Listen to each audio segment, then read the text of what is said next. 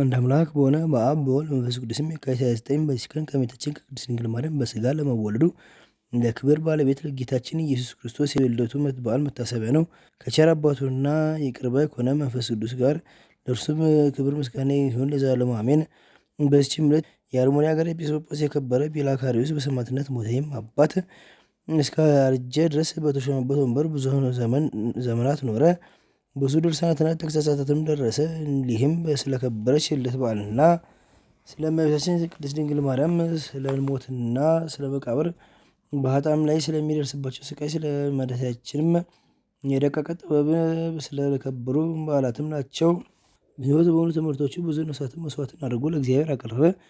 በክርስቲያንም ወገኖች ላይ ስደትና መከራ ወራት በሆነ ጊዜ በክብር ባለቤት በጌታችን ኢየሱስ ክርስቶስ ስም ደሙን ሊያፈስ ወደደ። ሕዝቡንም ሰብስቦ በቀናች ሃይማኖት ይጸኑ ዘንድ አዘዛቸው። ስለ ጌታችን ኢየሱስ ክርስቶስ ደሙን ሊያፈስ ይሻልና እነርሱም እንዲህ ፊቱን እንደማያዩት ነገራቸው። እነርሱም ሰምተው አለቀሱ። ስለ መለየታቸውም እጅግ አዘኑ። የሙት ልጆች እንሆን ዘንድ ደም ትተውናል አሉት። ማስቀረትና ማስተውም ባልተቻላቸው ጊዜ ከእርሳቸው ዘንድ ወጥቶ ወደ መኮንኑ ሄደ። በፊቱ ቆሞ በክብር ባለቤት በጌታችን ኢየሱስ ክርስቶስ ታመነ። መኮንኑም ብዙ ስቃይ አሰቃየው።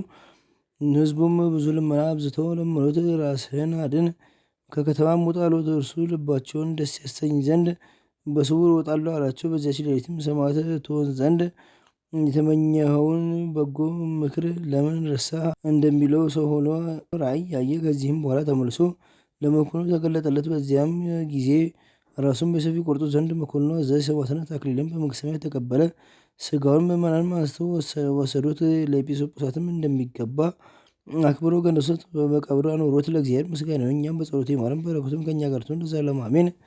እንዘ አቅረብኩ ማሕሌተ አዘኪሬ እምአላፍ እምነተጸምዱ ዘልፈ ለላ አነብብ ተወከፍ ዘንዴቴ መጽሐፈ እንተ ረሰይከ እግዚኦ ጻድቃ ወውሉት ወኮፈ እምላቡ ብሉዓን ዘተርፈ ነቢያት ቅዱሳን ሐዋርያት ሰባክያን ሰማዕታት ወጻድቃን ደናግል አዲ መነኮሳት ሄራን ባርኩ ጉባኤ ዘቲ መካነ እስከ አረጋዊ ሊቅ እምኑስ ሕፃን ለተጻፈው በክርስቶስ ወተጻፈውን ሲደርስ ወለዘአምሁ ወስተለኮሙ በሰናዲስ ወለሰምዐ ቃሉ በዝነ መንፈስ በጸሎተሙ ማርያም ማረቄት ኩሉ እምባ ስቡር ይማረን። ኢየሱስ ክርስቶስ በቅዱሳን ጸሎት ጠብቀን፣ በረከታቸውም ከእኛ ጋር ትኑር። አምላክነ በከመ ትኮን ከመ አምሳለ ወለዘ ሰማያት